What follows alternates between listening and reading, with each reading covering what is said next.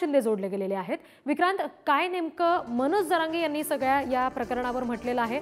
नेत्यांनी जे काही म्हटलेलं आहे, जे काही आता आदेश दिले गेले चौकशी संदर्भात, मनोज जरांगे यांचं काय म्हणणं आहे?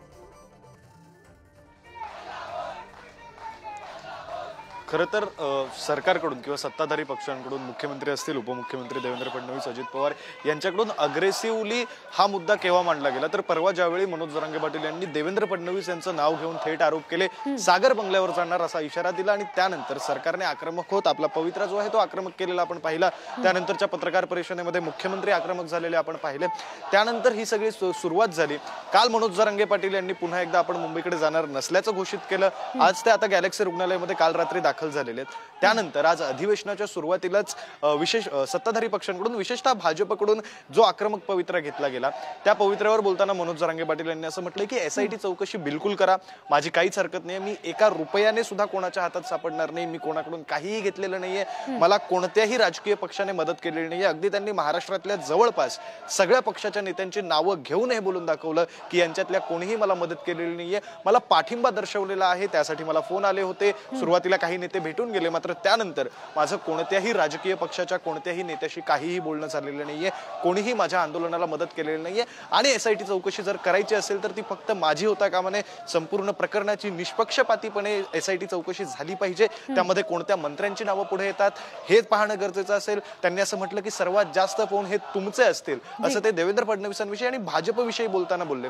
त्यामुळे आता जेव्हा चौकशी होईल तेव्हा त्या चौकशीमधून काय निष्पन्न होतं हे पाहणं महत्त्वाचं असेल।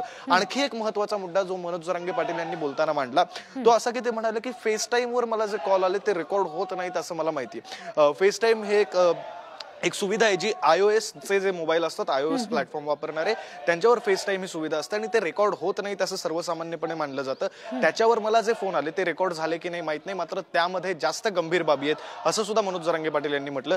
या आधी सुद्धा त्यांनी एकदा फेस टाइम या शब्दाचा उल्लेख केला होता। त्यांनी असं म्हटलं होतं की सरकारकडून जे लोक माझ्याशी बोलणी करायला येतात ते मला सुचवत होते की तुम्ही iOS मोबाईल विकत घ्या, iOS सिस्टीम असलेला, जेणेकरून आपल्याला फेस टाइम वर बोलता येईल, आणि मी तो घेतला नाही कारण फेस टाइम वरच्या गोष्टी या रेकॉर्ड वर राहत नाहीत असं त्यांनी या आधी सुद्धा म्हटलं होतं। त्यामुळे हा फेस टाइम जो शब्द आहे तो सुद्धा महत्त्वाचा आहे, ते रेकॉर्डवर राहतं का, जर राहत असेल तर त्यातून काय समोर येतं हे सुद्धा जास्त महत्त्वाचं असणार आहे। निश्चित। विक्रांत आणि पंकज, तुम्ही दोघंही माझ्याशी असे जोडलेले राहा। यानंतर आपण बघूयात की या सगळ्या दरम्यान जरांगेंच्या टीकेवर देवेंद्र फडणवीसांनी विधिमंडळामध्ये बोलत असताना काही भाष्य केलेलं आहे। शिवरायांचं नाव घेऊन लोकांच्या आई बहिणी काढता असा सवाल त्यांनी उपस्थित केलाय, बघूया। अध्यक्ष महोदय, आपण एसआयटी सांगितली आहे, एसआयटी तयार होईलच, पण मला मनोज जरांगे पाटलांची काही घेणं देणं नाही। त्याच्या पाठीमागे बोलविता धनी शोधून काढला। जी स्क्रिप्ट त्या ठिकाणी बोलली गेली, काही लोक रोज ती स्क्रिप्ट बोलतात आणि ती स्क्रिप्ट त्यांच्याकडनं येते, आणि हे जे आता ज्या लोकांनी अध्यक्ष महोदय या ठिकाणी सांगितलंय की आम्हाला कोणी कोणी काय काय सांगितलं, साहेब वॉर रूम कोणी उघडल्या माहिती आम्हाला, आता मिळाली आहे माहिती।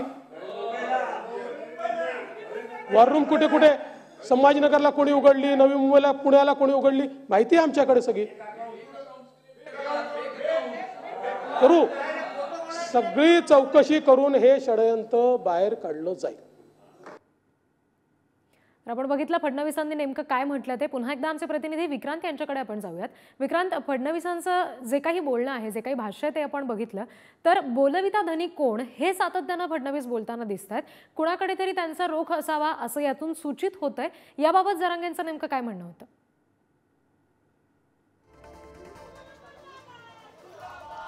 खरं तर कोणाकडे तरी रोख असावा या म्हणण्यापेक्षा भाजपच्या बऱ्याच नेत्यांनी आतापर्यंत थेट नाव घेऊन ही टीका केलेली आहे। शरद पवार, रोहित पवार यांचं नाव घेतलं जातं, जालन्यामधील भैया फॅमिली म्हणजे राजेश टोपेंचं जे परिवार आहे, राजेश टोपे यांचं नाव घेतलं जातं। मात्र पुन्हा पुन्हा मनोज जरांगे पाटील यांचं हेच म्हणणं आहे की माझ्या आंदोलनाला कुणाचीही मदत नाहीये, माझं आंदोलन हे स्वबळावर उभं आहे। त्यांनी ज्यावेळी देवेंद्र फडणवीस यांनी असा मुद्दा मांडला की जेसीबी कुठून आले, त्यासाठीचा पैसा कुठून आला, त्यावर मनोज जरांगे पाटील असं म्हणाले की माझा समाज हा कष्ट करणारा समाज आहे आणि माझ्या समाजाने स्वतःच्या पैशातून जेसीबी लावले होते, त्यामुळे कोणाचाही पाठिंबा नाही या वक्तव्यावर मनोज जरांगे पाटील ठाम आहेत. त्यांचं हेच म्हणणं आहे की माझी चौकशी करा, जरूर चौकशी करा.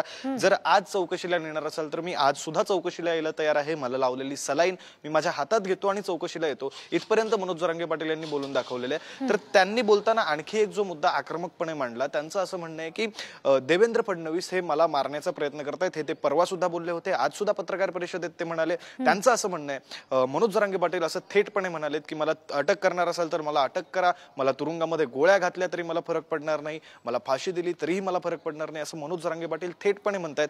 काहीसे आज पुन्हा एकदा मनोज जरांगे पाटील आक्रमक झालेले पाहायला मिळाले.